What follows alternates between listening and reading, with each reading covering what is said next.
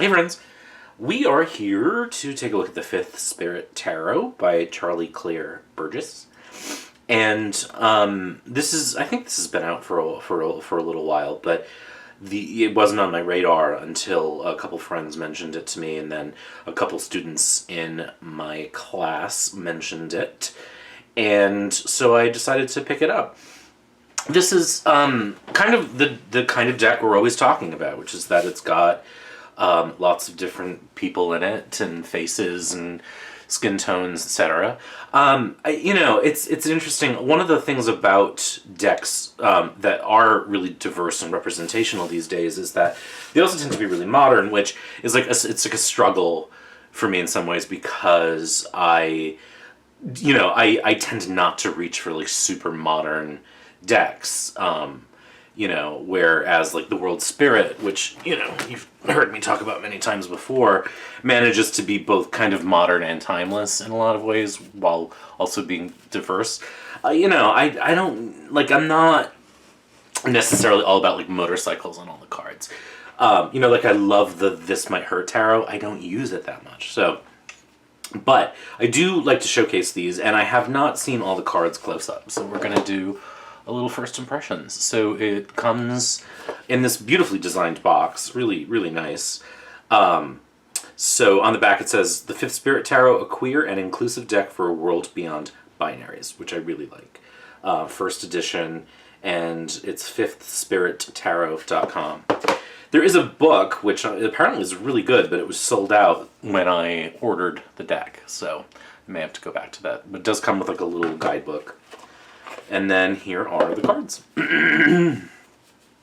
So it's nice playing card, sort of linen cardstock, and then it's got this really nice back. And we're gonna zoom in. So here we have the Fool. Now this is, as I understand it, pretty Rider-Waite-Smith influenced. So I don't think we'll see anything shocking in that regard. But I do like this kind of very neutral Fool a lot, actually. And by neutral I mean sort of, it's not tipping its hat in terms of the meaning of the Fool very much, which is good. Like, I like when things sort of sit in this neutral zone. I also really like the sort of flat foot stepping off the cliff. It's not a falling, which I think is kind of cool. Here we have the Magician. Sorry, I'm all like allergy ridden.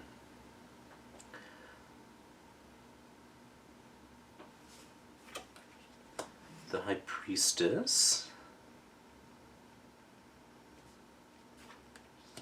The Empress. I like these sort of these, like, you can see like on the Fool there's this sort of shadow or ghost of a white rose. Here there's this sort of ghost of a wand and a lemniscate. The phases of the moon. On the Empress we have stars, like the star crown, which is really great. And so there's common symbology, but it's very, they're like these great portraits. I up close I really like this more than I did even when I saw pictures of it. I'm making it sound like I don't like the deck. That's not true. I do. I wouldn't have paid money for it if I didn't. I was just, I was a little iffy about super modern things. But I'm not so far feeling like, okay, it's too modern. I'm actually really liking these very sort of close-up portraits. Here we have the Emperor. And what I like, too, about the deck, I completely forgot where I was going with this. I like the sort of sepia tone of the card. The line drawing is really great. Like these, I think it's watercolor, or maybe it's alcohol marker.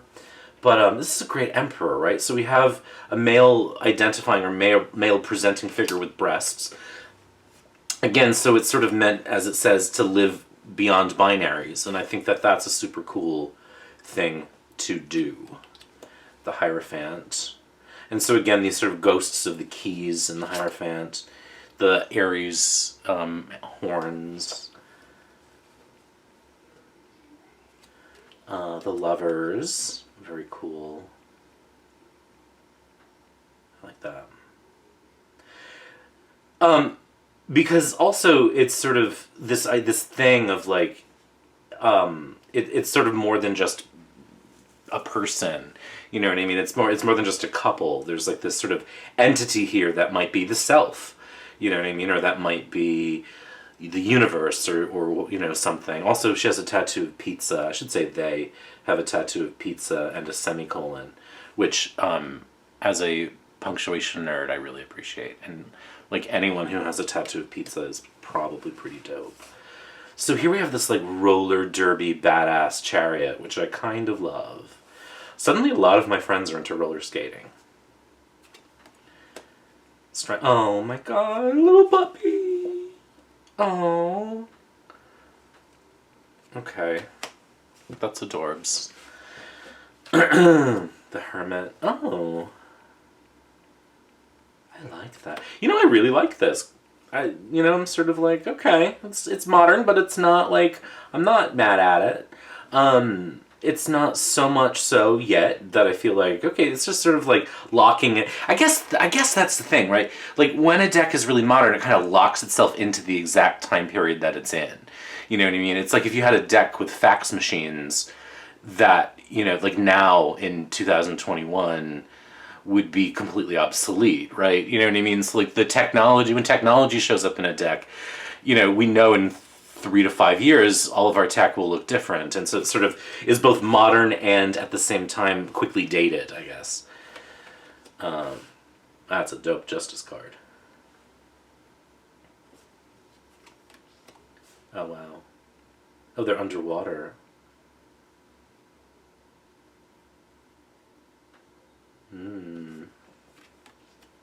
Death. This was one of the cards I know I had seen.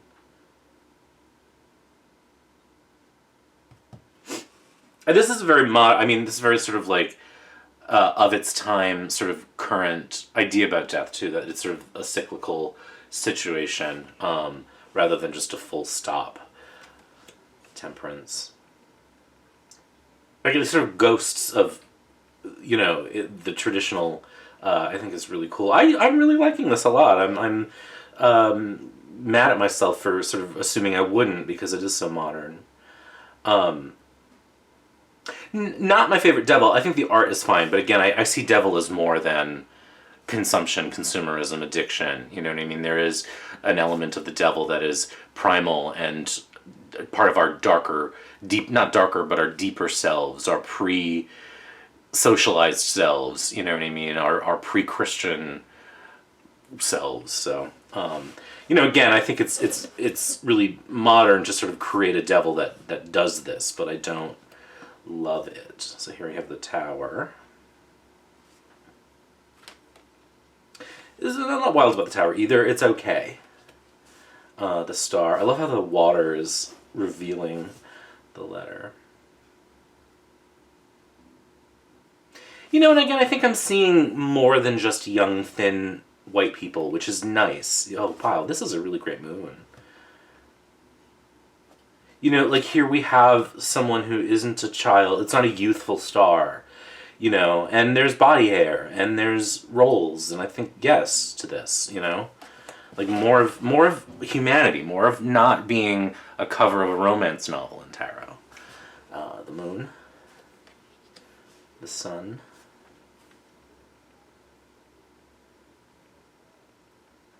So I'm probably, let me actually, I was gonna see if it actually describes the cards a bit. No, it just gives keywords. Someone can correct me if I'm wrong. I believe what I'm seeing here are top surgery scars, which again is a thing I've heard people say, is a representation that they don't see in tarot. So that's kind of great. It's not kind of great, it's great. Judgment. I really kind of like this Judgment card. I also kind of want that jacket. Like, I would wear that. The world. So now we get to the minors. Very cool. So this is a very Ace of Wands. Are the suit titles changed? Major Arcana. Oh, there's some numerology in the book, which I think is cool. The numbers on the cards aren't arbitrary. They're essential to the structure of tarot. Thank you. And they're very similar to my own system. This is great. Hello. So 1 is pure elemental energy, the seed of something new. 2 is balance, cooperation, duality, crossroads. 3 is growth, development, creativity. 4 is structure, stability, rigidity. Absolutely. I mean, this is how I read these numbers. 5 is conflict, challenge, uncertainty. 6, harmony, cooperation, rebalancing. I tend to use beauty associated with 6, but 7, reflection, assessment, problem solving. Again, this is like this internalization of 7. 8, movement, action, progress, change. 9, final stages, attainment, and climax. Very cool. Completion, culmination, fulfillment. This is 10. Or excess, transition from the end of one cycle to the beginning of the next. So thank you for like really reflecting my own wonky numerological system, Charlie Claire Burgess. Loving that. So it doesn't say, I think the suits are just their element. They don't have, oh no they do, let's see. Minor Arcana, 56 cards, elements, fire, wands, water, cups, air, swords, earth, pentacles. So, okay, so they do have their traditional names. But I love this, and so I think I'm going to sort of be really simpatico with, oh yeah, with this deck. Oh my god, it's a beeswax candle. How cool. Yay, David. Guys, I'm so dumb that I didn't get this deck sooner. Like, I just assumed it would be all motorcycles and stuff. Which I don't... It's a taste thing, right? I love modern decks. There are decks that have, like, the Next World Tarot and the This Might Hurt Tarot. And, like, yes, I love those decks. They just aren't, like, what I reach for when I do a reading. So, like, I hate that I feel like I have to justify my taste, but... this is kind of Pippish, which I'm kind of here for. Yeah, I'm digging this a lot. So to anyone that I was like, I don't know, I feel like a schmuck, because this is dope. Oh my god. Digging it! Yes, honey. Okay, awesome. Page of Wands. Knight of Wands. There's a skateboard. I'm not mad at it. This doesn't feel like, I don't know.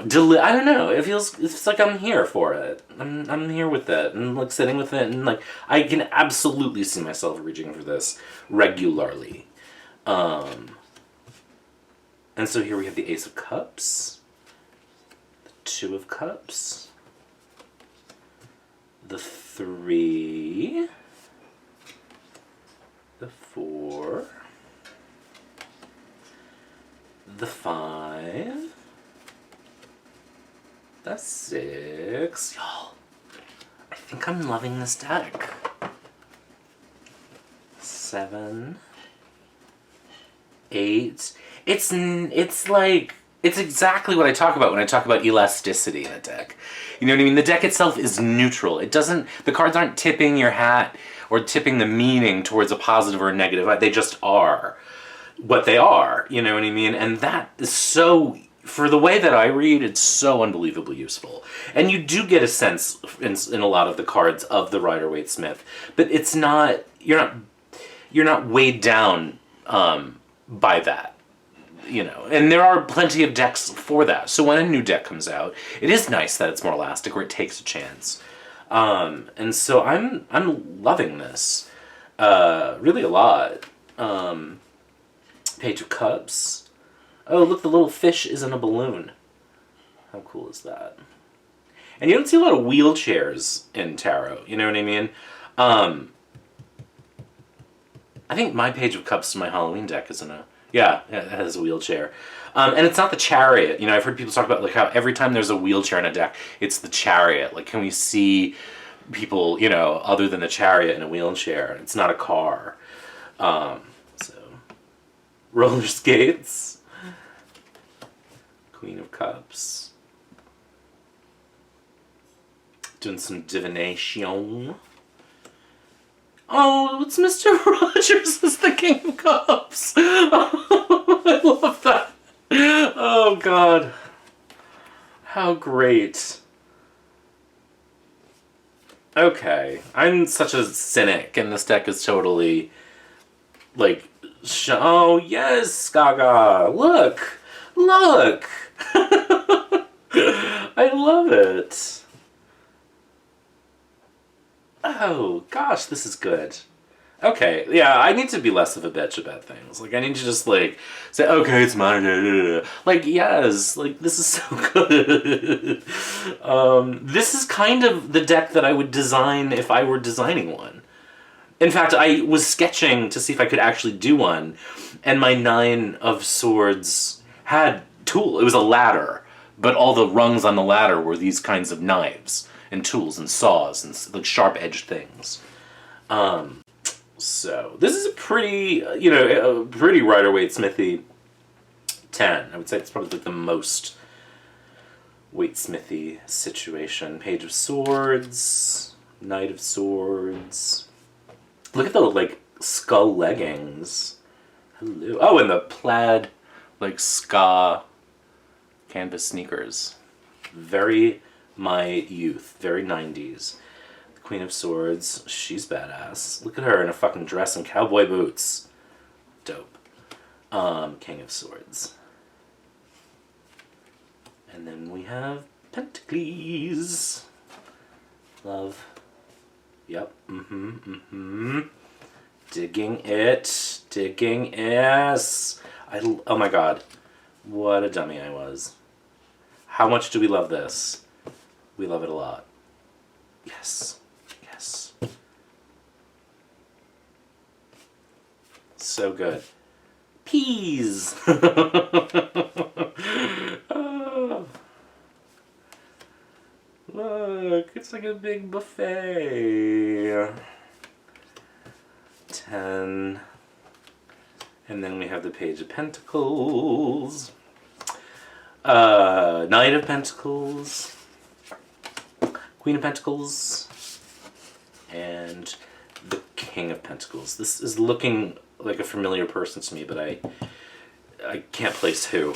Alright, well, who's a big dummy? I would say that's me for prejudging a deck. It's tough, right? Because you want these, you want decks like this. This is what we're talking about, is, representation and seeming, I can't speak for everybody, but seeming authenticity in depiction, elasticity and neutrality, and I'm like, oh, but there might be a motorcycle in it. It's got this delicious, shuffle because it's cardstock that's designed for shuffling. So I'm going to lay out some cards. I'm really delighted by this deck. I should have listened to my friends who told me it was great. But we grow and learn.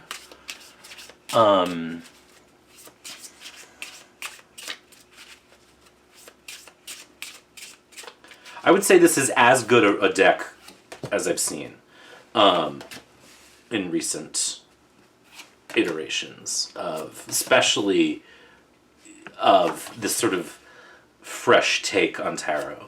And also, I think something that really helps this deck too is this sort of taupey, beigey, off-white background, because it doesn't feel too sort of aggressively new.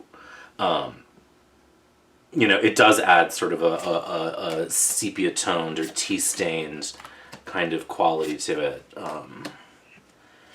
And I am gooped. I think it's really, really good. So this is a sign that I have to listen to people more than just deciding what I will and won't like, and what's too modern and too not. This really has Robert M. Place vibes for me. So yeah, this is the now, I'm in love with it, Fifth Spirit Tarot by Charlie Claire Burgess, and it's available on the artist's website, the Fifth Spirit. It's on the back of the box. thefifthspirittarot.com. And I'm late to the party, but better late than never, I guess. So yeah, gooey. I love it.